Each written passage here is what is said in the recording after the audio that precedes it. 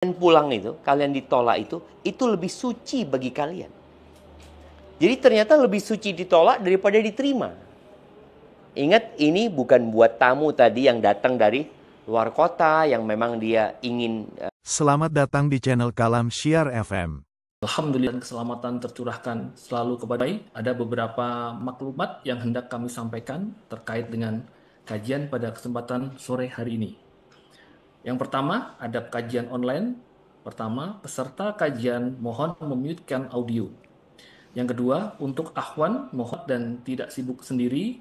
Yang keempat, ikat ilmu dengan catatan dan kita siapkan Al-Quran. Yang kelima, pertanyaan mata mencari ilmu agama dan mencari ridha Allah Ta'ala. Yang ketujuh, kita berdoa agar Allah Ta'ala memudahkan kita dalam memahami ilmu agama. Baik, yang kedua, setelah pemaparan nanti ada sesi tanya jawab kurang lebih 30 menit.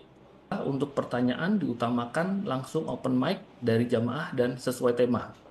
Yang ketiga, jika tidak ada penanya, langsung bisa dibacakan pertanyaan dari chat Zoom. Baik, langsung saja kita mulai. Bismillahirrahmanirrahim. Wassalatu wassalamu ala asrafil anbiya'i wal mursalin wa ala alihi wa sahbihi ajma'in amma ba'du. Muhammad wa ala ali Muhammad kama sholaita ala Ibrahim wa ala ali Ibrahim fil alamina innaka Hamidum Majid. Segala puji bagi Allah, Allah yang Maha Kuasa, Tuhan seluruh alam, Allah yang telah memberi kita berbagai macam nikmat, baik nikmat iman, nikmat Islam, dan nikmat sehat walafiat. Sehingga kita alhamdulillah masih dapat bertemu kembali pada kesempatan yang sangat berbahagia dalam acara kajian rutin bulanan online Rumah Sakit Pelni yang diadakan setiap pekan di hari Kamis. Semoga sholawat dan salam senantiasa tercurahkan selalu kepada Nabi dan Rasul termulia Nabi Muhammad Sallallahu Alaihi Wasallam beserta keluarga, para sahabat, dan kita umatnya yang semoga senantiasa istiqomah pada ajaran beliau. Insya Allah hari ini hari Kamis 12 Juni 2025 bertepatan dengan tanggal 16 Zulhijjah 1446 Hijriah. Dr. Syafiq Riza Basalamah MA Hafizahullah Ta'ala. Assalamualaikum Ustaz, apa kabar Ustaz? Waalaikumsalam warahmatullahi wabarakatuh. Baik Ustaz. Baik, untuk mempersingkat waktu, kajian bisa kita mulai. Silakan Ustaz. Segala puji bagi Allah Jalla Jalaluh, Tuhan semesta alam. Dialah yang menciptakan kita. Dialah yang memberikan rizki kepada kita. Dialah yang menghidupkan dan dialah yang mematikan. Dan kelak kepadanya kita akan kembali. Amsayna wa amsal mulku lillah walhamdulillahi rabbil alamin. Allahumma inna nas'aluka khaira hadhihi al-laylah fathaha wa nasraha wa nuraha wa barakataha wa hudaha wa na'udzu bika min syarri ma fiha wa syarri ma ba'daha. Allahumma salli wa sallim ala abdika wa rasulika sayyidina wa maulana Muhammadin wa ala alihi wa ashabihi ajma'in, amma ba'd. Jamaah rahimakumullah, di kesempatan yang indah ini kita dapat berjumpa walaupun tidak secara langsung. Ini sebuah nikmat yang Allah berikan di mana kita bisa mengikuti kajian agama dimanapun kita berada. Tinggal bagaimana niat dan tekad hamba. Kita tahu bahwasanya Allah Azza wa Jal tidak pernah memerintahkan kepada nabinya alaihi salatu wassalam untuk meminta tambahan kecuali tambahan ilmu. Allah Azza wa Jal mengatakan wa qul rabbi zidni ilman, dan katakan wahai Rabbku tambahkan buat aku ilmu. Mungkin sebagian kita ya sudah tahu tentang adab bertamu dan sudah mempraktekannya dalam kehidupan ini. Tapi boleh jadi ada hal-hal dan perkara-perkara yang mungkin dia lupa dia tidak ingat bahwa seharusnya itu dia lakukan.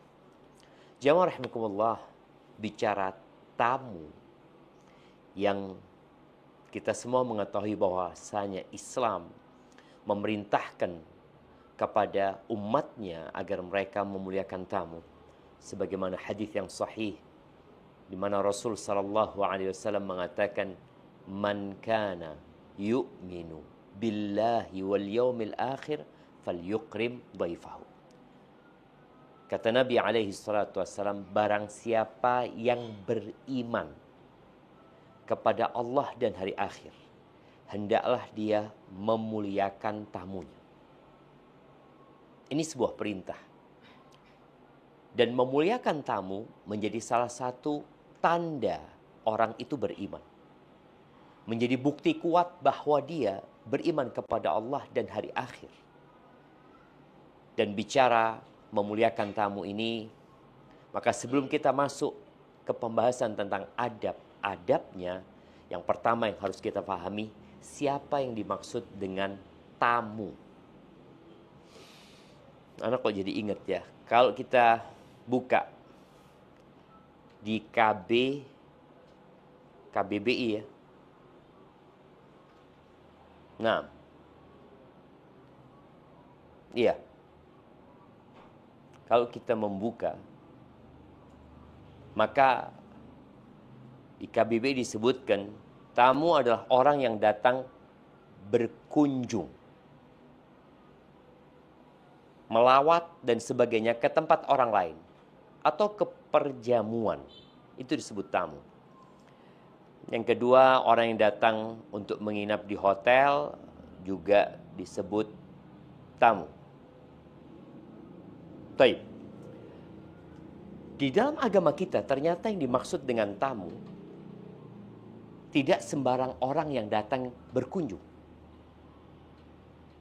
Tapi yang disebut dhaif ya, itu adalah man nazala bi baiti ahadihim, adalah orang yang datang ke salah satu rumah orang lain yang dia bukan dari penduduk kota itu. Dia bukan dari penduduk kota itu. Yang dia niat untuk tinggal beberapa waktu. Biasanya memang orang asing, musafir. Dan ketika dia bertamu, harapannya ya dia dikasih makan, dikasih tempat. Itu tamu. Tapi kalau dari kota yang sama, atau dari kota lain tapi dia nggak niat untuk menginap ya, dia mungkin hanya lewat, dia mungkin membesuk orang sakit, dia mungkin silaturahim, kemudian dia pulang, itu disebut apa? Itu disebut zair bahasa Arabnya. Pengunjung.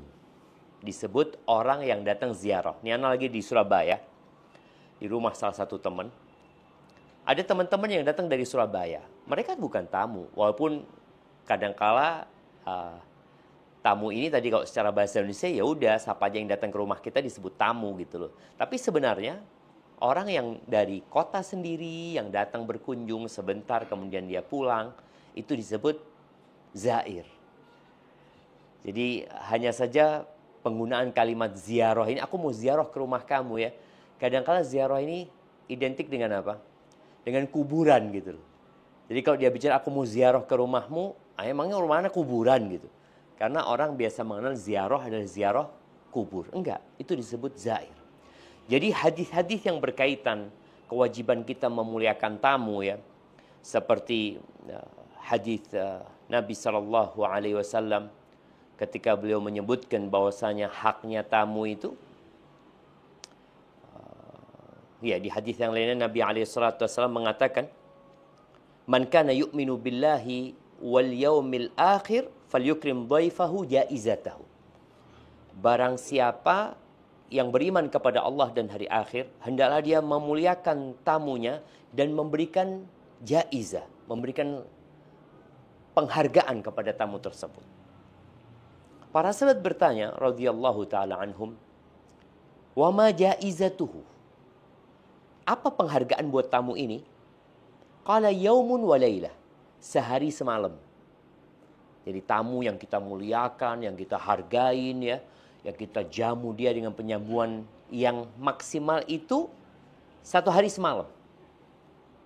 Wadhiyafatu 3 ayyam. Dan penjamuan kepada tamu itu 3 hari. Jadi 3 hari ini wajib gitu ya. Fama kana wara'a dzalika fahuwa shadaqatun alaih. Adapun yang lebih dari itu maka itu menjadi sedekah atas tamu tersebut. Jadi bukan lagi kewajiban tuan rumah untuk menjamunya setelah 3 hari. Di sini para ulama menyebutkan hadis-hadis ini yang berkaitan dengan memuliakan tamu, memberikan penghargaan selama sehari semalam, kemudian 3 hari. Ini sebagian ulama menyebutkan dahulu itu tidak ada hotel. Dahulu itu tidak ada restoran, tidak ada rumah makan. Jadi orang itu kalau mau makan, kalau mau nginep kemana, ya harus ke rumahnya orang. Ingat cerita di surat Al-Kahfi. Ketika Nabi Musa dan Khadir ingin bertamu ya ke salah satu rumah, mereka ingin dikasih makan gitu loh. Karena memang mau makan di mana ketika nggak ada restoran ya, ketika nggak ada rumah makan, mereka bertamu. Tahu-tahu penduduk kampung itu nggak mau menjamu mereka. Yang akhirnya ketika mereka keluar dari kampung tersebut, Nabi Musa dan Khadir melihat ada bangunan yang miring ya, yang hendak roboh, kemudian diperbaiki oleh Khadir. Nabi Musa mengatakan, engkau seharusnya bisa minta upah gitu. Itu cerita yang Allah ceritakan di surat Al-Kahfi. Jadi tadi sebenarnya mengatakan kewajiban ini di saat memang tidak ada layanan yang dapat yang dapat didapatkan oleh orang asing tersebut, oleh orang yang datang dari luar kota.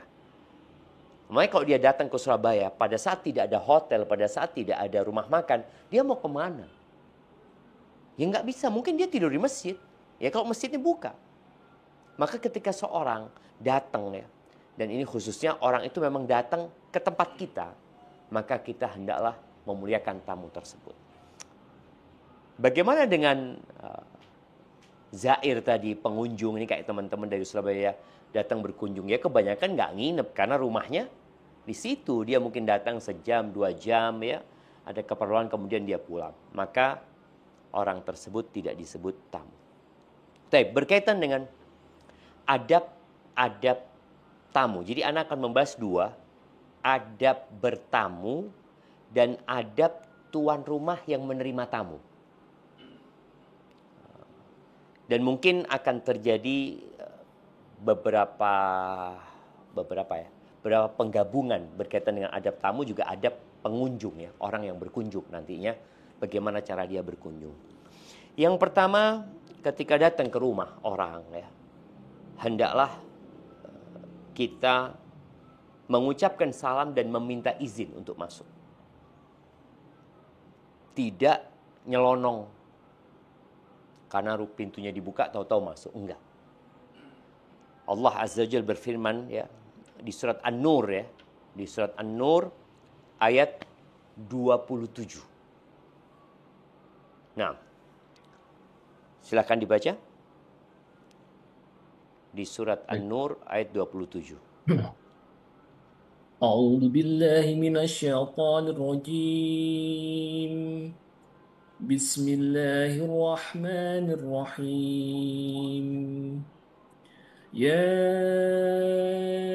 أيها الذين آمنوا لا تدخلوا بيوتا غير بيوتكم حتى تستأنسوا وتسلموا على أهلها ذلكم خير لكم لعلكم تذكرون.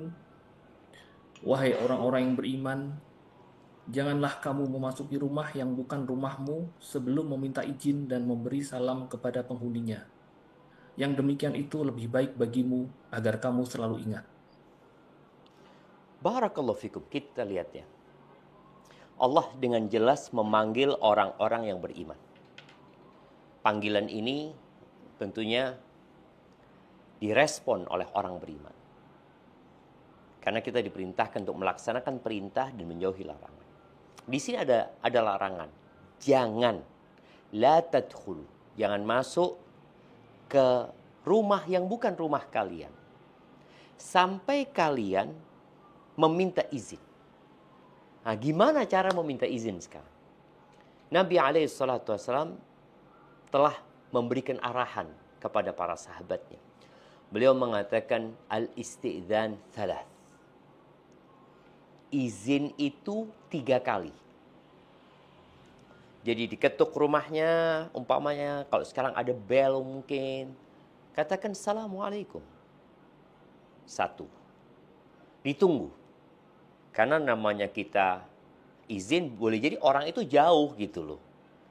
Kalau dia mau membukakan pintu, dia butuh berdiri, kemudian berjalan menuju ke pintu, lalu membukakan. Setelah kita mengucapkan Assalamualaikum yang pertama, kok kasih jeda beberapa detik umpamanya atau 15 detik, setengah menit kok nggak ada respon, ketuk lagi. Ucapkan Assalamualaikum. Tunggu lagi. Kemudian yang ketiga, ucapkan Assalamualaikum. Setelah tidak ada respon, apa kata Nabi SAW? Ya pulang. Ya udah, berarti engkau nggak diterima. Boleh jadi nggak diterima, boleh jadi nggak ada orang di rumah, atau ada kondisi pemilik rumah itu nggak dengar. Maka sebagian ulama menjelaskan boleh kita tambahkan, kita mengetuk lebih keras lagi, kalau memang kita tahu ini rumahnya panjang sekali gitu loh. Boleh jadi memang dia tidak dengar. Apalagi mungkin sudah ada janji. Enggak, insya Allah ada fulan ini. Cuma kayaknya fulan nggak dengar. Tapi tetap ingat 3 kali izinnya. Dan ketika ditanya setelah 3 kali, mungkin orang nggak langsung buka pintu. Tapi orang itu bertanya, man, siapa? Maka antum sebagai tamu tadi atau sebagai pengunjung, jangan mengatakan ana. Siapa? Saya. Loh, saya ini sopo? Semua orang saya menyebut dirinya. Maka sebutkan namanya. Ketika nama antum Omar, katakan siapa? Omar. Kalau dia tahu sama Omar atau namanya, siapa namanya? Syafiq. Kalau dia tatkala disebut Syafiq dia langsung paham, cukup. Tapi boleh jadi dia nggak paham Syafiq siapa gitu loh. Syafiq Riza. Oke. Cari siapa? Boleh jadi orang di rumah nggak tahu antum ini mencari siapa. Dan belum dibukakan pintunya. Maka sampaikan, aku cari fulan, abahnya. Kadang-kadang ada tanya lagi, oh ada perlu apa ya? Mau nagih utang, seperti itu. Ya, di sini kita perlu belajar adab tadi. Kalau ternyata antum 3 kali ngetuk dan tidak ada respon, atau ada respon, antum disuruh pulang jamaah. Ini buat penziarah, bukan buat tamu. Kalau tamu kita harus memuliakan tadi ya. Kalau tamu datang dari jauh, dia butuh tempat tinggal, dia butuh makan, ya antum bukakan seharusnya. Tapi kalau dia penziarah, antum boleh tolak. Lu Ustaz, nggak etis lah menolak tamu. Enggak, tadi kan ada bedanya tamu sama penziarah. Menolak penziarah ini boleh. Apa dalilnya? Di surat An-Nur ayat 28. Coba kita baca. Di surat An-Nur ayat 28.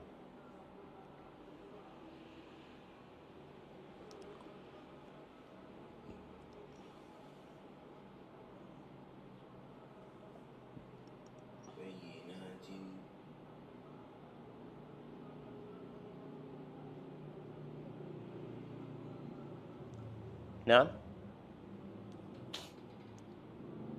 أعوذ بالله من الشيطان الرجيم بسم الله الرحمن الرحيم فإن لم تجدوا فيها أحدا فلا تدخلوها حتى يؤذن لكم وإن قيل لكم ارجعوا فارجعوا هو أزكى لكم والله بما تعملون عليم. Dan jika kamu tidak menemui seorang pun di dalamnya, maka janganlah kamu masuk sebelum kamu mendapat izin. Dan jika dikatakan kepadamu, kembalilah, maka hendaklah kamu kembali. Itu lebih suci bagimu, dan Allah Maha mengetahui apa yang kamu kerjakan. Masya Allah jemaah. Jadi kalau dikatakan kepada antum pulang-pulang. Dan jangan sakit hati. Apa kata Allah? Huwa azka lakum. Kalian pulang itu, kalian ditolak itu lebih suci bagi kalian. Jadi ternyata lebih suci ditolak daripada diterima.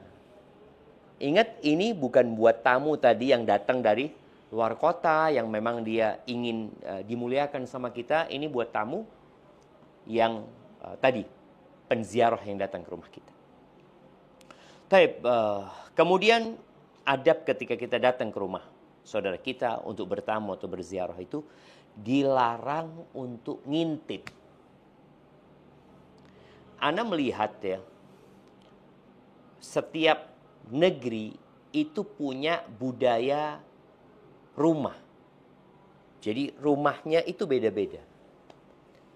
Di tanah Arab itu rata-rata rumah itu pintu nggak ada jendelanya. Jadi di pintu itu nggak ada jendela kanan kiri. Kebanyakan kalau di Indonesia kan pintu kemudian kanan kiri jendela sehingga orang bisa ngelihat ke dalam ya orangnya ada apa enggak. Tapi kalau di sana rata-rata ya pintu. Jadi kita ketuk itu ya sudah nunggu. Kita nggak bisa ngelihat ke dalam rumah. Namun ternyata di masa Nabi SAW ada orang yang datang kemudian ngintip. Ngintip dari ya mungkin ada tirai ya. Mungkin kalau rumah itu dari kayu, mungkin ada lobangnya.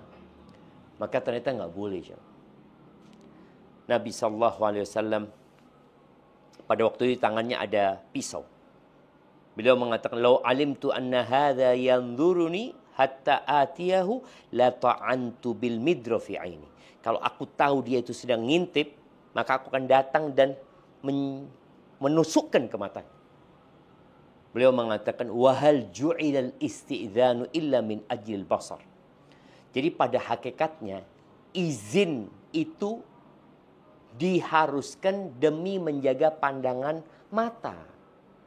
Karena orang di dalam rumah itu mungkin sedang tidak berpakaian ya, apalagi kalau perempuan mungkin dia sedang tidak berkerudung.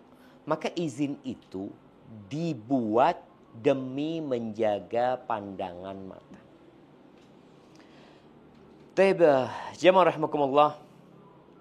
Jadi ingat, bicara menjamu yang diwajibkan itu adalah tamu yang datang dari luar kota. Adapun pendatang ya silahkan, kita mungkin apa adanya menjamu dia.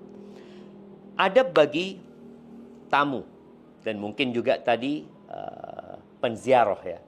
Penziarah ini hendaklah ketika datang ke rumah temannya itu milih waktu yang tepat. Jangan datang waktu orang tidur umpamanya.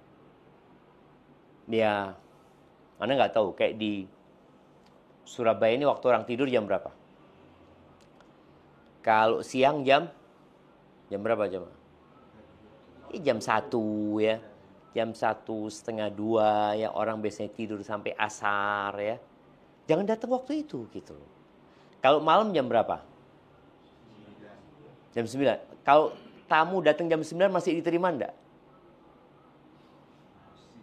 Hah, masih diterima? Enggak malam jam 9 nih. Enggak kalau enggak janjian. Artinya tahu-tahu assalamualaikum kita sudah di atas kasur ya. Ini tahu-tahu ada orang datang, enggak. Maka kita itu tidak boleh membahayakan orang lain. Waktu dia istirahat kita muliakan, kita hargai. Dan juga jangan datang waktu orang makan. Karena tahu mau di rumah sini, ini lagi makan kayaknya nih, jam biro, jam sekian. Jadi memang sengaja datang waktu orang sedang makan. Jadi ini menjadi sebuah etika yang harus dijaga oleh penziarah khususnya. Adapun tamu dari luar kota, ya dia nggak tahu kapan dia nyampe. Maka dia datang, mungkin anak nyampenya malam memang, anak butuh tempat tinggal. Maka mungkin ada hal yang berbeda buat orang tersebut. Ya. Allah Azza wa Jalla berfirman di surat Al-Ahzab ayat 53. Di surat Al-Ahzab ayat 53. Nah, silahkan dibaca. Baik, Ustaz. A'udzu billahi minasyaitonir rajim. Bismillahirrahmanirrahim. Ya ayyuhalladzina amanu la tadkhulu buyutan nabiy illa dana lakum ila ta'amin ghayra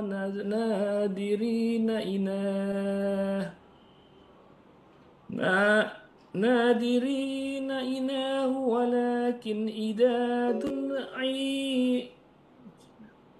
Bismillahirrahmanirrahim. ولكن إذا دعيتم فادخلوا فإذا طعمتم فانتشروا ولا مستأنسين لحديث إن ذلكم كان يؤذي النبي فيستحي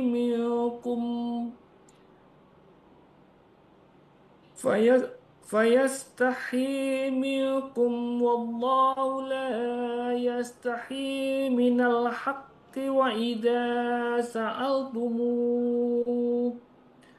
وإذا سألتموهن متاعا فاسألوهن من وراء حجاب ذلكم أطهر لقلوبكم وقلوبهن وما كان لكم أن تؤذوا رسول الله ولا أن تنكحوا أزواجه من بعده أبدا إن ذلكم كان عند الله عظيما. Wahai orang-orang yang beriman, janganlah kamu memasuki rumah-rumah Nabi kecuali jika kamu diizinkan untuk makan tanpa menunggu waktu masak makanannya. Tetapi jika kamu dipanggil, maka masuklah, dan apabila kamu selesai makan, keluarlah kamu tanpa memperpanjang percakapan. Sesungguhnya yang demikian itu adalah mengganggu Nabi sehingga dia, Nabi, malu kepadamu untuk menyuruhmu keluar. Dan Allah tidak malu menerangkan yang benar apabila kamu meminta sesuatu keperluan kepada mereka, istri-istri Nabi, maka mintalah dari balik tabir. Cara yang demikian itu lebih suci bagi hatimu dan hati mereka. Dan tidak boleh kamu menyakiti hati Rasulullah, dan tidak boleh pula menikahi istri-istrinya selama-lamanya setelah Nabi wafat. Sungguh yang demikian itu sangat besar dosanya di sisi Allah. Barakallahu fikum. Kita lihat ya, bagaimana Allah Azza wa Jalla memberikan arahan kepada para sahabat agar mereka tidak memasuki rumah Nabi SAW tanpa izin untuk masuk. Dan juga nggak masuk untuk makan gitu. Artinya memang dia datang nunggu makanan masak. Oh lagi masak nih, ditungguin ya. Karena bentar lagi Nabi bakal makan nih. Atau ketika kita datang ke rumah orang, memang kita sengaja mendatangi pada waktu makan. Makannya sedang dihangatin atau sedang dimasak di belakang sana. Jangan. Itu termasuk adab yang buruk ya. Kemudian kalau kalian dipanggil, ya udah masuk. Kemudian kalau sudah makan, subhanallah. Ada istilah di negeri kita ini, kalau habis makan pulang itu apa? SMP. SMP Ustaz. Sudah Setelah makan pulang. Ternyata ya memang adabnya seperti itu. Adabnya ini Allah sebutkan, فَإِذَا طَعِمْتُمْ فَانْتَشِرُوا. Kalau kalian sudah selesai makan, udah kalian pulang. Bertebaranlah di muka bumi. Wala musta'nisina li hadis. Jangan ngobrol lagi panjang ini itu, subhanallah. Anak ingat ibu anak cerita rahimahullah. Dulu nenek itu abana termasuk yang banyak tamunya. Nah, kakek anak termasuk yang banyak tamunya. Kakek dari pihak ibu ya. Kadang kala datang habis isya ngobrol-ngobrol ya. Nggak pulang-pulang, makan sudah keluar. Artinya udah selesai, nunggu apa lagi? Itu yang di dalam rumah, itu sudah ambil lesung ya. Tahu lesung yang buat, kalau dulu numbuk kopi, biji kopi, kacang ya. Atau ulek-uleknya. Pokoknya dibunyiin di belakang supaya tamunya pulang gitu loh. Karena ada tamunya yang nggak sensitif gitu, nggak paham. Dan ini arahan dari Allah. Jadi kalau selesai, ya udah pulang gitu loh. Karena yang di rumah itu capek juga. Mungkin sang istri mau cuci piringnya, mau ringkes-ringkes ya. Tahu-tahu nanti pulangnya terlalu malam yang menyebabkan tuan rumah jadi kecapean. Ini sekali lagi khusus buat penziarah. Bukan tamu yang dari luar kota tadi. Karena biasanya kalau tamu dari luar kota ya dia nginep kan di rumah tersebut. Jadi itu usahakan tadi tidak mencari-cari waktu yang memang orang itu akan menyuguhkan makanan. Kemudian kalau dia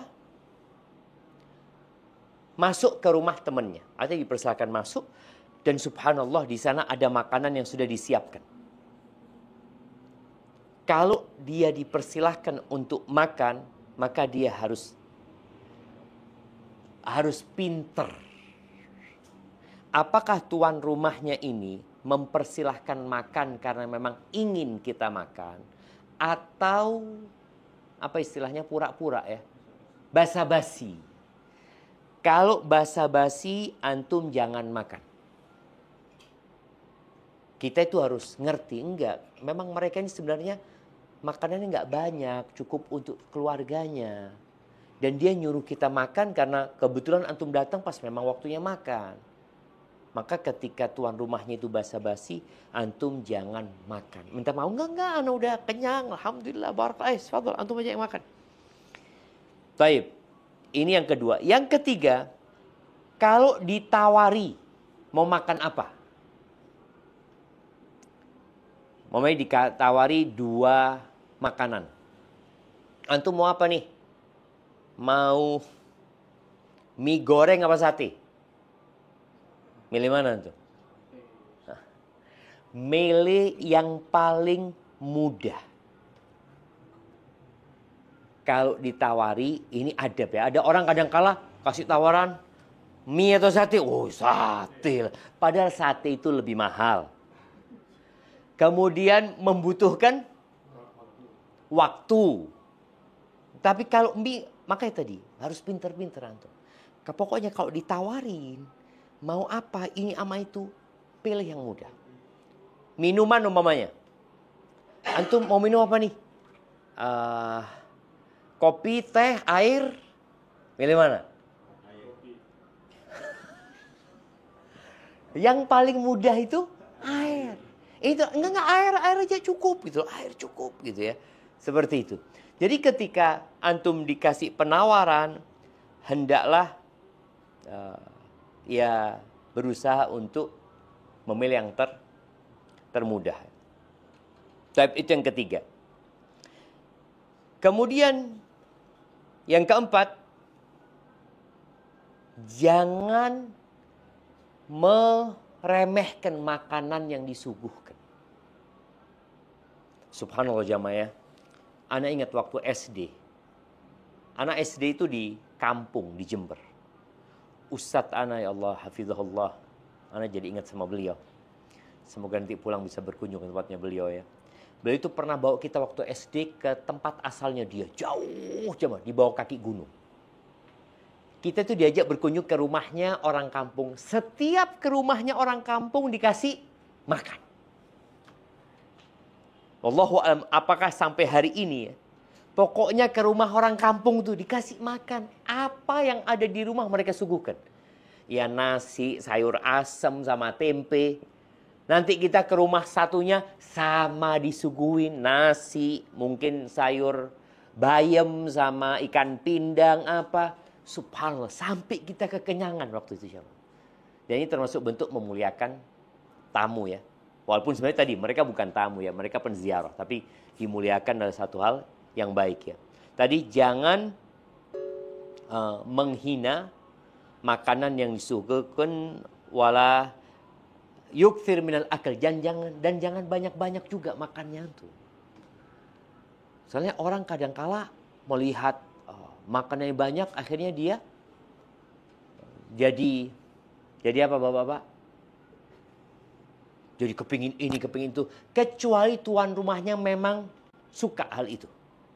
Karena ada tuan rumah yang ngomong, afwan ya, kalau ini tidak habis, ana dimarahin istri ana. Rumah seneng, maka silakan antum habiskan. Nah, kecuali dua hal. Apa dua hal ini? Arah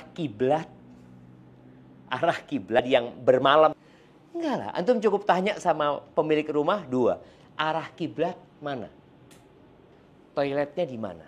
Ini menunjukkan antum mungkin mau sholat, maka antum tahu mana arah kiblatnya.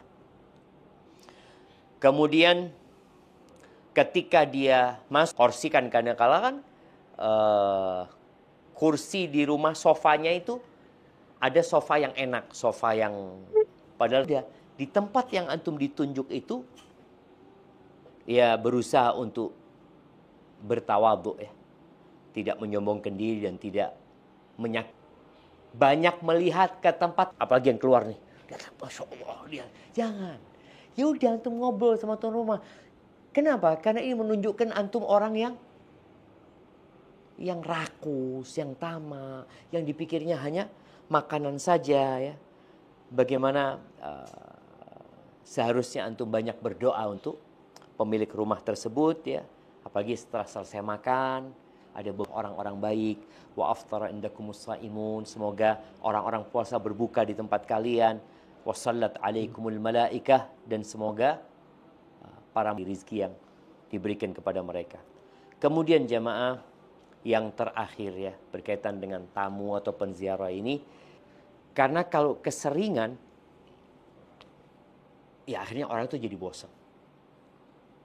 Ada sebuah hadis yang diriwayatkan dari Umar bin Khattab ya, bahwa Nabi SAW bersabda, zur ghibban tazdad hubban. Berziarah engkau jarang-jarang, hal itu akan menumbuhkan kecintaan. Jadi orang tambah senang ketika ziarahnya itu jarang-jarang. Hadis ini diriwayatkan oleh tunggu bentar. Diriwayatkan oleh Ibn Abi Dunya ya. Nanti Anda akan cek kesahihannya, tapi ini sebuah athar yang memang secara makna benar jamaah. Ketika kita sering ziarah, orang itu akan jadi bosan, capek gitu loh. Antum datang lagi. Tapi ketika antum jarang-jarang, biasanya akan membuat mereka jadi rindu. Ini berkaitan dengan adab orang yang bertamu. Kemudian kalau tadi tamu, ingat satu hari satu malam yang dia dapat penghargaan. Tamu yang datang dari luar kota. 3 hari itu maksimal. Lebih dari 3 hari, ya antum seharusnya ya izin, pamit, pulang umpamanya. Tapi kalau tuan rumah masih menginginkan antum tinggal, tafadhol. Karena setelah 3 hari itu jadinya sedaqah. Jadi hari pertama itu berusaha untuk menjamu dengan penjamuan yang maksimal gitu loh. Tapi di hari kedua, ketiga, ya udah biasa aja, nggak apa-apa gitu loh. Apalagi di hari keempat dan kelima. Adapun berkaitan dengan tuan rumah, ketika ada orang datang, apalagi tamu yang dari luar kota tadi, hendaklah dia mensegerakan menyuguhkan makanan. Mensegerakan. Karena biasanya orang kalau dari luar kota itu, ya dia lapar gitu loh. Kita bisa mencontoh apa yang Allah ceritakan di surat Adz-Dzariyat ya, tentang Nabi Ibrahim alaihissalam di ayat 24 sampai 27. Nah, silakan dibaca surat Adz-Dzariyat ayat 24 sampai 27. Gimana cepatnya Nabi Ibrahim mengeluarkan makanan buat tamunya. Nah, silakan. A'udzu billahi minasyaitonir rajim. Bismillahirrahmanirrahim. Hal ataka haditsu dhaifi Ibrahim al-mukramin. Sudahkah sampai kepadamu Muhammad cerita tamu Ibrahim, malaikat-malaikat yang dimuliakan? Bismillahirrahmanirrahim. Iddakhalu alaihi faqalu salama. Qala salamun qaumun munkarun. Ingatlah ketika mereka masuk ke tempatnya lalu mengucapkan salaman, salaman, salam. Ibrahim menjawab salamun, salam. Mereka itu orang-orang yang belum dikenalnya. Bismillahirrahmanirrahim. Faragha ila ahlihi faja'a bi'ijlin samin. Maka diam-diam dia Ibrahim pergi menemui keluarganya, kemudian dibawanya daging anak sapi gemuk yang dibakar. Bismillahirrahmanirrahim. Faqarrabahu ilaihim qala ala ta'kulun. Lalu dihidangkannya kepada mereka, tetapi mereka tidak mau makan. Ibrahim berkata, mengapa tidak mau kamu makan? Barakallahu fiik. Nah. Iya. Sadaqallah. Jamaah rahimakumullah. Kita lihat ya. Ketika tamu itu datang, Nabi Ibrahim nggak kenal sama tamunya. Nggak kenal. Jadi memuliakan tamu itu bukan hanya yang kita kenal. Karena biasanya tadi orang dari luar kota, dia cuma cari tempat tinggal, dia cari tempat singgah, dia butuh makan gitu. Nggak kenal Nabi Ibrahim. Mereka mengucapkan salam, salam kata Nabi Ibrahim. Kemudian lagi disuruh duduk ya. Sembunyi-sembunyi Nabi Ibrahim masuk ke keluarganya. Nyampaikan ada tamu nih. Akhirnya potong anak sapi jamaah. Bi'ijlin sami. Anak sapi yang gemuk. Jadi bukan menyuguhkan ayam yang kerempeng. Lihat mungkin dia, oh ini kayaknya mau mati nih. Sembelih aja ini buat tamunya. Enggak. Tapi anak sapi yang samin. Kemudian dan anak sapi ini dibakar. Dipanggang, lalu disuguhkan. Di sini para ulama menyebutkan ya, bukan tamunya diajak masuk. Kadang-kadang kita lihat ya beberapa orang ketika menjamu tamunya, itu tamunya yang diajak masuk ke dalam. Yo makan, masuk ke dalam. Nggak apa-apa sih. Tapi Nabi Ibrahim lebih memuliakan tamu, makanannya itu yang dibawa ke tamunya. Jadi makanan itu dibawa. Disuguhkan ke depan. Ingat, tamunya nggak kenal. Ini menunjukkan Nabi Ibrahim adalah orang yang memuliakan tamu. Dan sekali lagi, kalau ada orang datang ke rumah kita ya, sebelum ngomong cerita macam-macam, kasih makan dulu.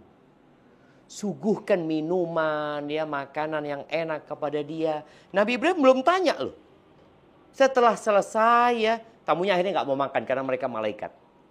Tapi obrolan tentang kalian mau ngapain itu setelah dijamu. Jadi usahakan kita memberikan jamuan dulu. Baru setelah itu, ya afwan, apa yang bisa Anda bantu gitu loh. Itu mungkin setelah penjamuan tersebut. Ini sebuah adab yang kita bisa ambil dari Nabi Ibrahim alaihissalam. Ada ucapan Hatim al-Asam. Dia mengatakan al-ajalatu minasyaitan. Dia mengatakan terburu-buru itu termasuk dari perbuatan syaitan. Illa khamsah. Kata beliau kecuali 5 orang. 5 hal, 5 perkara yang dia mengatakan itu termasuk sunnah yang harus kita lakukan. Memberi makan tamu, mempersiapkan jenazah, menikahkan putri yang sudah gadis, ya.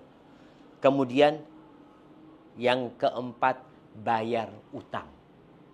Itu disegerakan.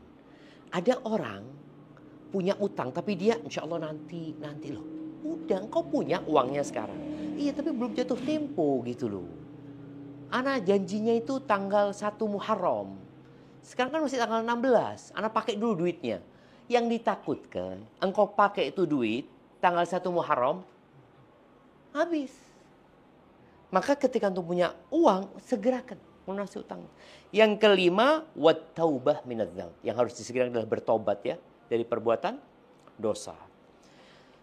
Taib. Yang kedua, berkaitan dengan adab tuan rumah ini.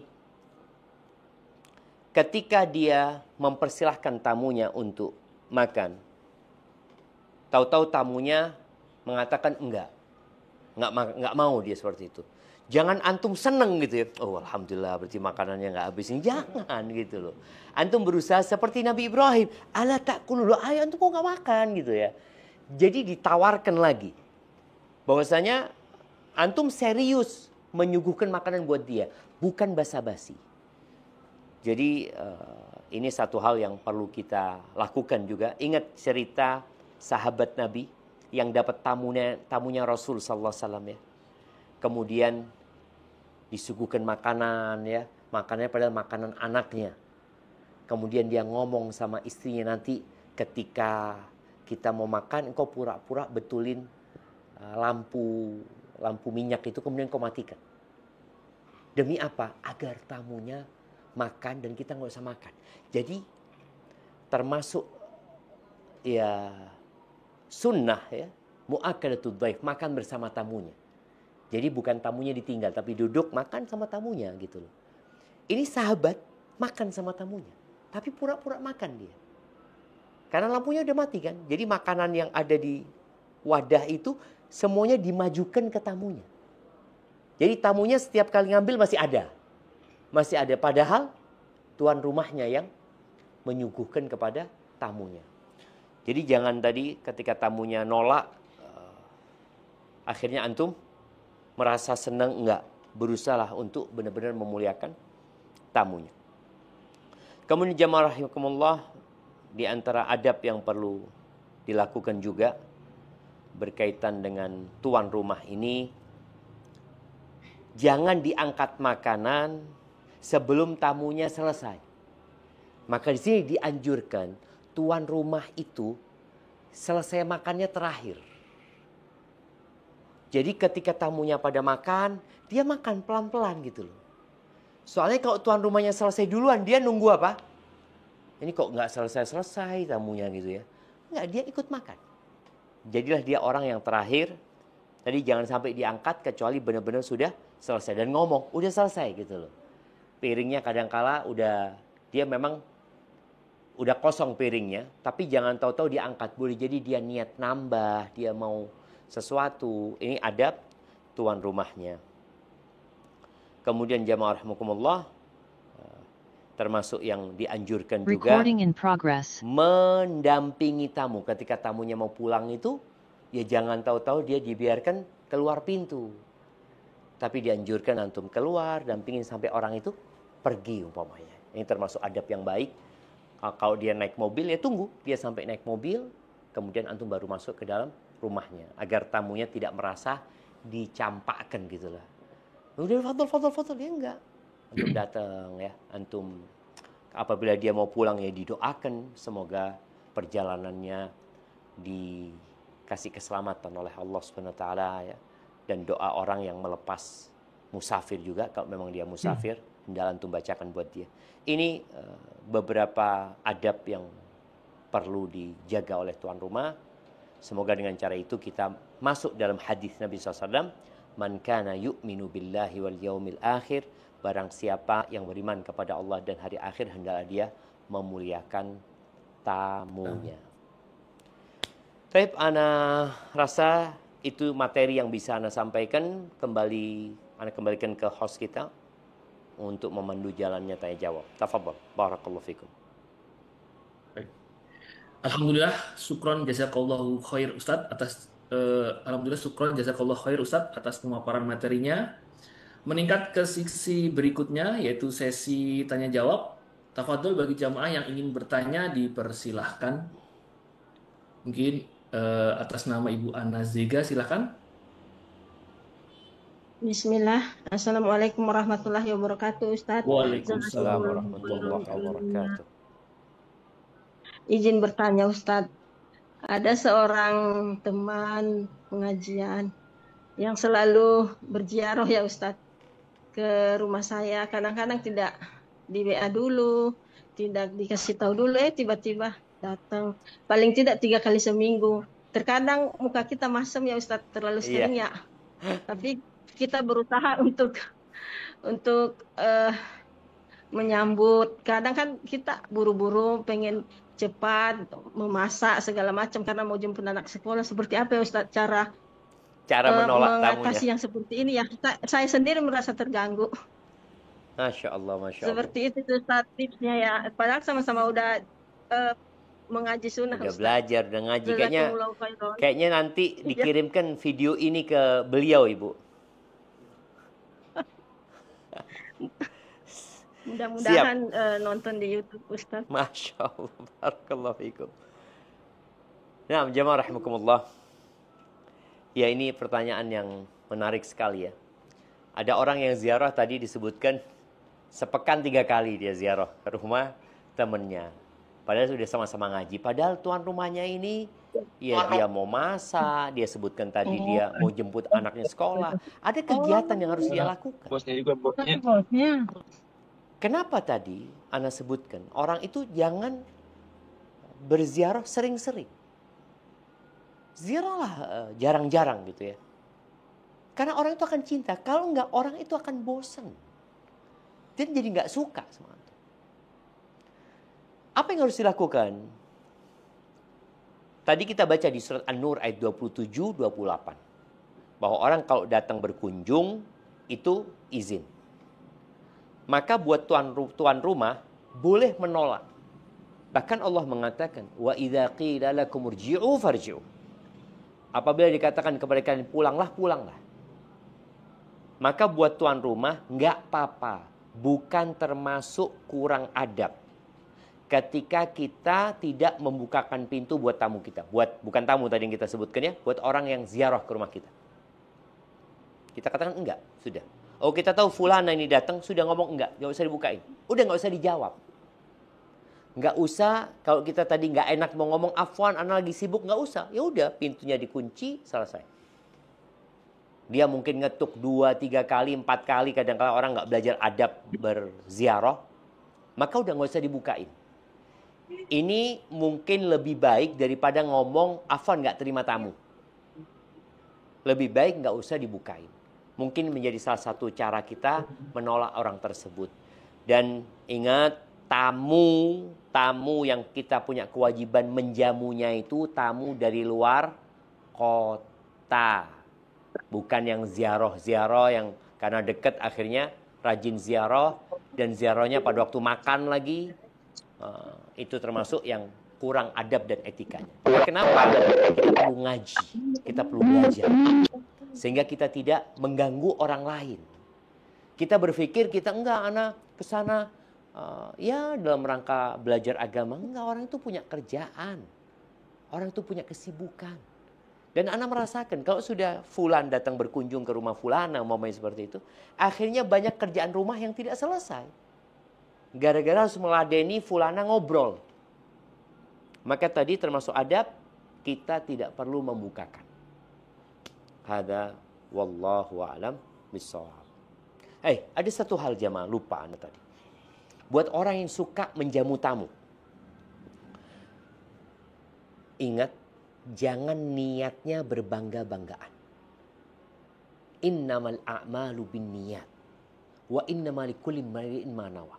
Jangan sampai niatnya supaya diomongin orang, fulan adalah orang yang baik hati, yang menjamu tamunya. Jangan. Karena semua amalan yang tidak ikhlas jadi penyakit buat kita. Maka hendaklah ketika antum menjamu tamu, memuliakan tamu, meniatkan untuk mendapatkan rahmat Allah, ridhonya Allah. Karena antum beriman untuk melaksanakan perintahnya Nabi SAW. Maka dengan cara itu kita mendapatkan pahala. Tapi kalau antum menjamu tamu dengan niatan tadi berbangga-banggaan ya, supaya viral, supaya jadi omongannya orang, maka sayang sekali. Karena semua yang tidak karena Allah hanya akan jadi azab dan bala buat kita. Barakallahu fiik. Nah, silakan dilanjutkan. Baik, alhamdulillah, syukron jazakallahu khair Ustadz atas jawaban dan kesimpulan yang telah disampaikan. Mungkin di kolom chat ada pertanyaan juga. Kita bacakan ya Ustadz. Tafadhal. Assalamualaikum. Semoga Ustadz dan tim selalu sehat dan dalam lindungan Allah. Ustadz izin tanya, Ana kan numpang di rumah kakak Ana. Terus kakak Ana itu orangnya perhitungan Ustadz. Terus Ana takut kalau suatu saat nanti ditagih Ustadz. Apakah itu Ana sedang bertamu kepada kakak Ana Ustadz? Mohon penjelasan Ustadz. Barakallahu fiikum. Mungkin adiknya tinggal di rumah kakaknya kan Ustadz mungkin atau Iya. gitu Ustadz. Silakan Ustadz. Iya, berkaitan dengan seorang yang numpang di rumah orang lain ya. Kadangkala memang ada orang yang dari kampung ya, kemudian kakaknya di kota, kakaknya sudah keluarga, punya istri, ya, punya anak, kadangkala numpang. Maka antum lihat, kalau keberadaan antum di sana tidak mengganggu. Karena boleh jadi sejak adanya antum di rumah itu, istrinya harus pakai jilbab selalu. Karena rumahnya bukan ada kamar yang terpisah umpamanya. Kalau kamarnya terpisah, kemudian tidak mengganggu privasi, insya Allah masih aman. Tapi kadangkala keberadaan tamu itu ya 3 hari lah, 3 malam lah, maksimal umpamanya. Karena kalau enggak selanjutnya akan mengganggu tuan rumah gitu. Jadi kalau antum tadi, apalagi kakak antum perhitungan banget ya nggak tahu kalau dia menghitung antum ke sana nyewa, ya antum nanti dimintain sewa tinggal di sana. Makan yang diberikan kepada antum niatnya dia bukan untuk memberi antum, niatnya memang untuk diperhitungkan nantinya. Kalau tamu tadi kita udah sebutkan sehari semalam yang dapat penghargaan, kemudian malam kedua, ketiga hari itu oke lah. Tapi hari keempat, kelima itu sodakoh jadinya nantinya. Ketika dia tetap membiarkan tamunya tinggal di sana. Maka nasihat ana buat antum, kalau memang keberadaan antum di sana mengganggu privasi dan mengganggu kenyamanan keluarga, antum kos saja. Karena antum numpang kadangkala dalam rangka mencari kerja, numpang dalam rangka mungkin antum juga bekerja di sana, atau antum sekolah, maka lebih baiknya yang antum lakukan itu adalah kos, sehingga tidak mengganggu keluarga yang ada di sana. Hadza wallahu a'lam bissawab. Nah. Alhamdulillah, syukron jazakallahu khair Ustadz atas jawabannya. Kembali lagi pertanyaan Ustadz, bismillah, bagaimana jika tamu tersebut berpotensi gibah Ustadz? Kan seringkali kita bertamu tapi wah jadinya gibah gitu Ustadz, gimana Ustadz? Nah, Ustadz. Ya ini termasuk tambahan adab ya, ana lupa tadi untuk menyampaikan. Jadi ketika tamu ini di rumah itu melihat sesuatu, aib, masalah, keributan di rumah tersebut. Karena kalau dia lagi bertamu, tahu-tahu tuan rumahnya ada ribut sama istrinya atau apa ya. Kemudian jangan pernah antum ceritakan kepada orang lain. Antum tutupin aib orang itu gitu.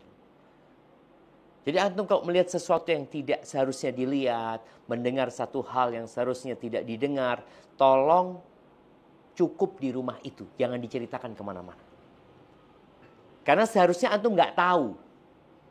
Keributan yang terjadi di rumah itu seharusnya hanya ada di rumah itu dan antum tidak tahu. Tapi karena antum sedang ada di dalam rumah tersebut, maka jadi amanah buat antum untuk tidak menyebarkannya dan menyampaikannya kepada siapapun.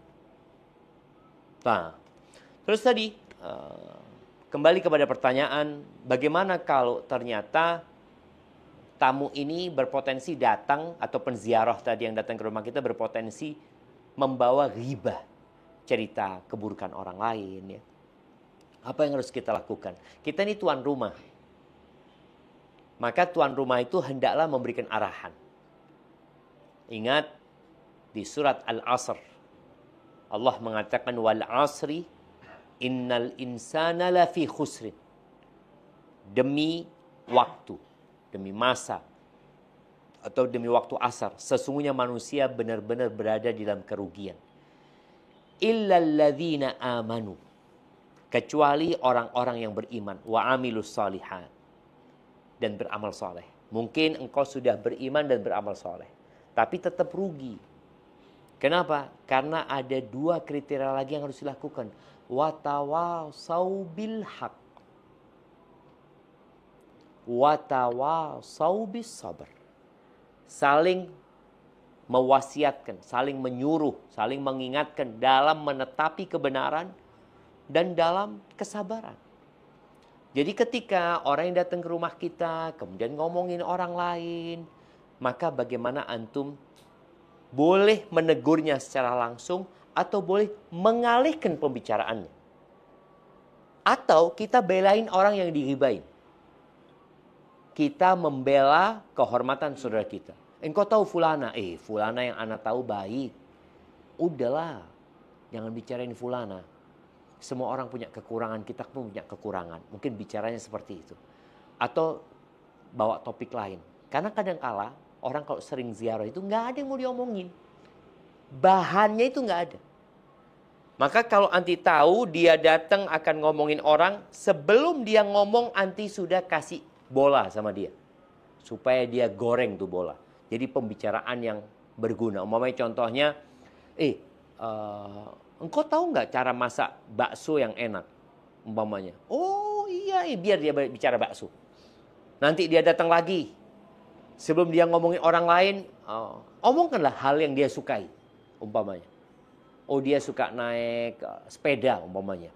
Engkau sudah kemana aja naik sepeda? Oh dia cerita ini itu. Cara-caranya, tapi tetap ya tuan rumah ini sebagai pemilik, dia bertanggung jawab ketika membiarkan hal itu terjadi di rumahnya. Dan watawasau bis sabr, bersabar. Boleh jadi teman antum itu habis gitu nggak datang lagi ke rumah antum. Aduh nggak enak ke rumahnya fulan. Kenapa? Nggak bisa ngomong macam-macam. Gitu. Barakallahu fikum. Nah, Alhamdulillah. Ya. Alhamdulillah, syukron jazakallahu khair Ustaz atas jawabannya. Mungkin yang raise hand, Ibu Leli, silahkan Ibu untuk pertanyaannya. Ibu Leli, mungkin ya. Buka. Oh iya, sudah. Assalamualaikum, jazakallah khairan kepada host, kru, dan Ustadz. Waalaikumsalam, wa jazakallah khairan. Sudah bulan Dzulhijjah, bulan besar ya Ustadz. Itu kan banyak undangan untuk pernikahan Ustadz. Tapi kan pernikahan undangan resepsi Ustadz. Tapi kan banyak ada musik, terus ada percampuran antara laki-laki dan perempuan. Itu bagaimana kita hukumnya masih tetap wajib atau tidak dalam menghadiri undangan itu. Terus misalnya kita memilih untuk menghadiri akadnya. Kalau akadnya kan tidak ada musik, Ustaz. Itu kita beradab atau tidak? Masya Allah, barakallahu fiik. Nah, iya, ahibati fillah, berkaitan dengan hak saudara kita sesama muslim ya. Nabi SAW mengatakan hakul muslim alal muslimi sit. Hak seorang muslim atau muslim lainnya ada 6 ya. Idza laqitahu fasallim alaih. Apabila engkau berjumpa dengannya, hendaklah engkau ucapkan salam kepada dia, baik kenal atau tidak kenal. Wa idza da'aka fa'ajibhu. Yang kedua, kalau engkau diundang, hendaklah engkau mendatangi undangan tersebut. Dengan berkaitan dengan hak yang kedua ini, undangan yang wajib didatengin adalah undangan yang tidak ada kemaksiatan di dalamnya. Maka kalau undangan itu ada kemaksiatan di dalamnya, hendaklah kita menghindari untuk hadir. Atau boleh jadi Kalau kita hadir ke tempat itu, kemaksiatannya akan berkurang. Kita hadirlah. Walaupun kemungkarannya nggak habis, tapi dengan adanya kita, mereka malu mamanya untuk melakukan kemungkaran tersebut. Karena dia tahu kita sudah paham agama, dia ngerti kita nggak mau dengan yang seperti itu, seperti itu. Artinya kehadiran kita itu mengurangi kemungkaran. Tafadhal. Jadi bicara pernikahan ini, termasuk yang diperbolehkan alat musik itu, atau suara-suara musik itu adalah ketika walimatu al-urs, ketika walimah nikah. Jadi boleh. Cuma alatnya itu adalah rebana saja. Walaupun dalam madhab Syafi'i, Imam Nawawi membolehkan rebana yang ada kencerengnya ya, ada apa? Ada apanya namanya? Gitar. Enggak, rebana tapi ada rebana. Kempiengnya itu yang terbang itu Ustaz ya, terbangan itu Ustaz. Cek. Iya, artinya tadi walimatun nikah itu adalah acara kesenangan. Jadi boleh ada suara-suara tadi, suara musik tapi rebana ya, rebana. Ini juga semoga kita yang udah belajar agama ini bisa mensosialkan ke masyarakat. Boleh, Islam itu nggak kaku gitu loh. Berkaitan dengan alat-alat musik, iya memang diharamkan. Kalau melihat pendapat para ulama madhab yang 4, mereka keras dalam masalah ini. Tapi ternyata ketika Idul Fitri, Idul Adha, diperbolehkan acara hiburan tadi dengan menggunakan rebana dan mungkin ada nyanyi-nyanyi ketika dua acara tadi, Idul Fitri, Idul Adha plus acara pernikahan.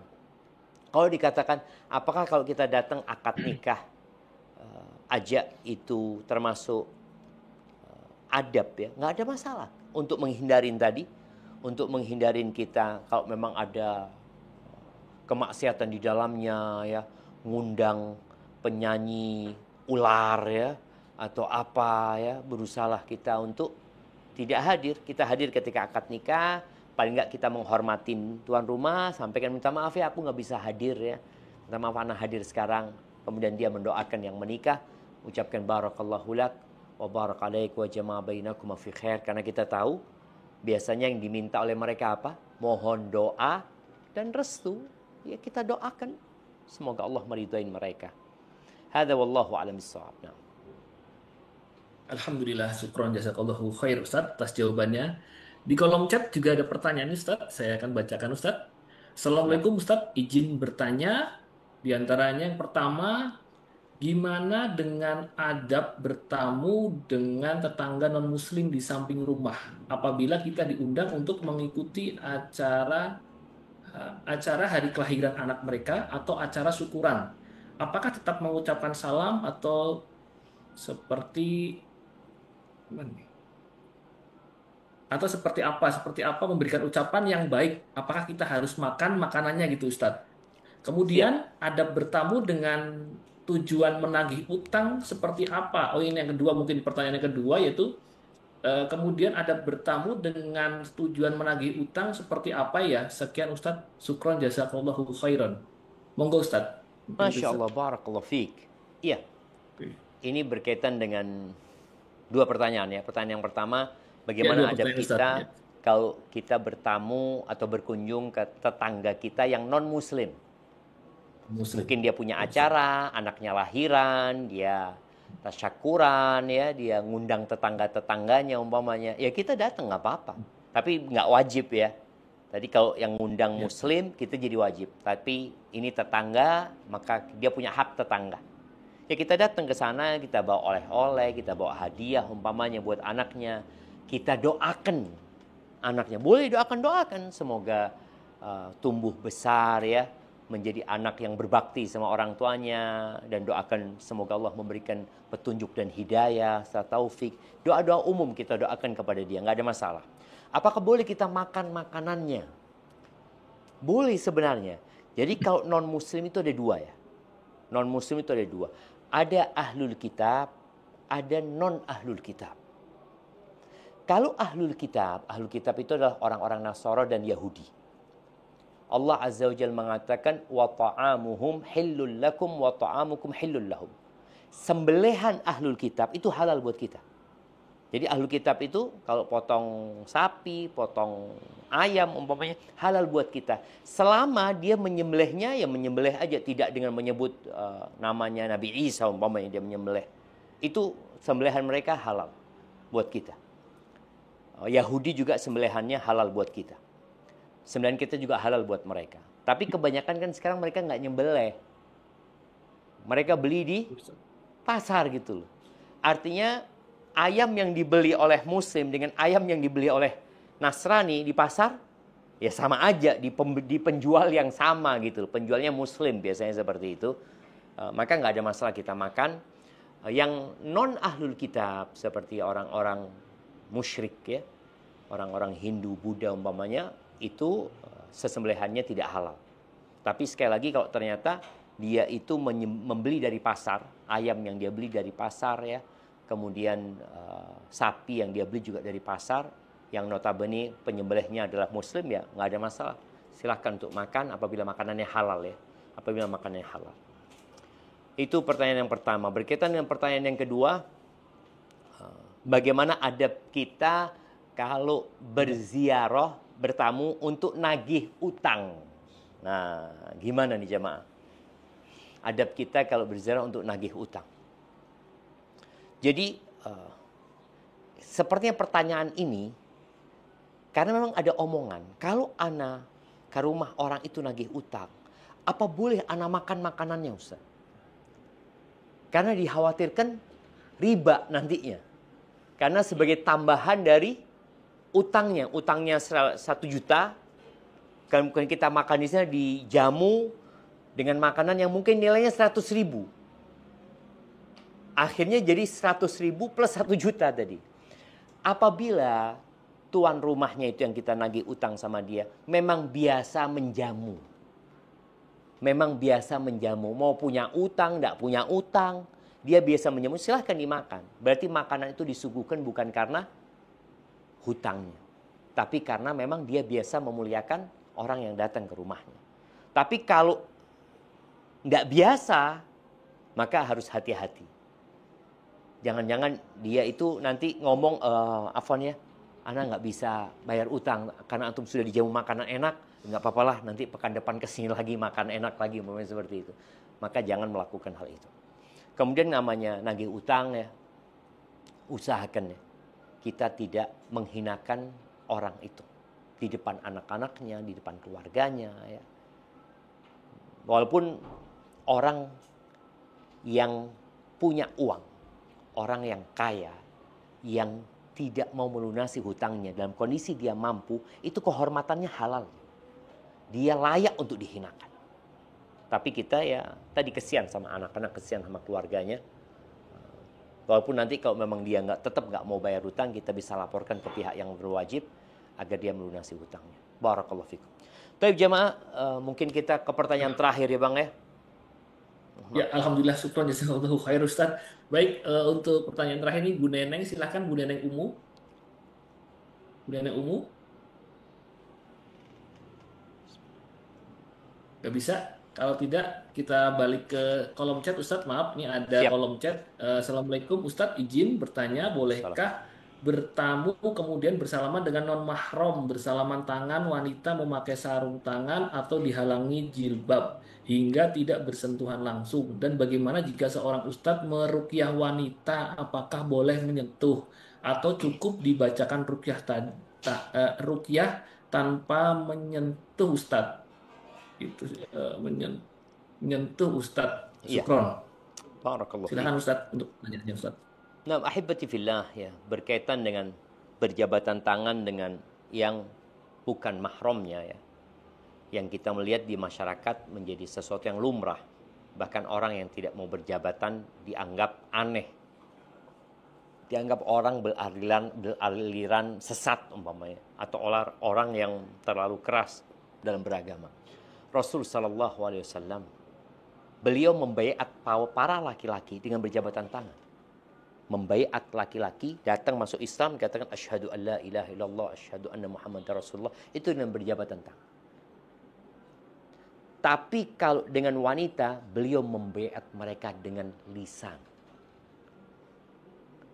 Siapa contoh yang seharusnya kita ikutin? Ya Rasulullah SAW. Nabi alaihi salatu wassalam. Jadi, tatkala kita ada wanita, ya nggak usah berjabatan tangan. Ahlan wa sahlan, apa kabar ya. Memberikan isyarat seperti apa. Nggak perlu mau media, pakai kain, pakai apa. Enggak. Nabi SAW tidak berjabatan tangan. Inilah usafihun nisa. Aku tidak menjabat tangan wanita. Nggak ada tuh perempuan-perempuan sahabat rebutan tangannya Nabi SAW, ya, mencium tangan Nabi SAW. Nggak ada. Itu tidak terjadi di masa Nabi SAW. Istrinya Abu Bakar ya, atau istrinya Umar, atau siapa berjabatan tangan dengan Nabi SAW. Tidak. Nah, silahkan dibaca sejarah. Sepanjang yang Anda tahu tadi, nggak ada.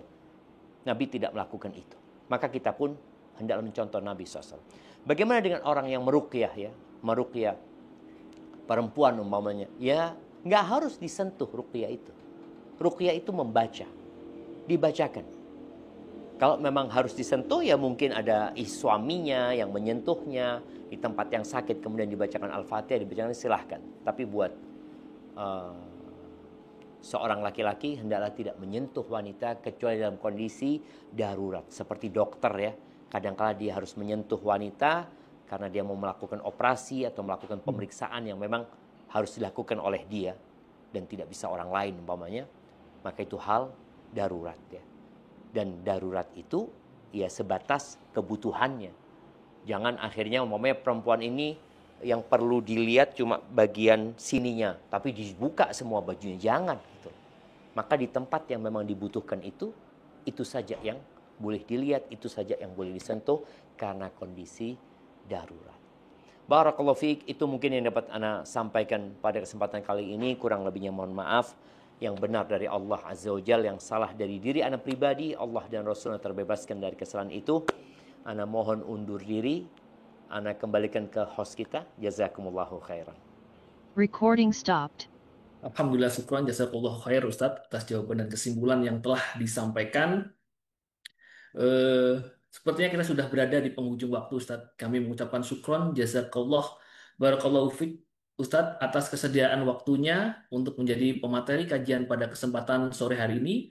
Mudah-mudahan kita masih bisa dipertemukan kembali pada kesempatan yang akan datang. Bagi pertanyaan yang belum dijawab oleh Ustadz bisa ditanyakan pada kesempatan pada kajian yang akan datang. Dan kepada jamaah kami mengucapkan syukron, barakallahu fikum atas partisipasinya. Semoga apa yang disampaikan oleh Ustadz Dr. Syafiq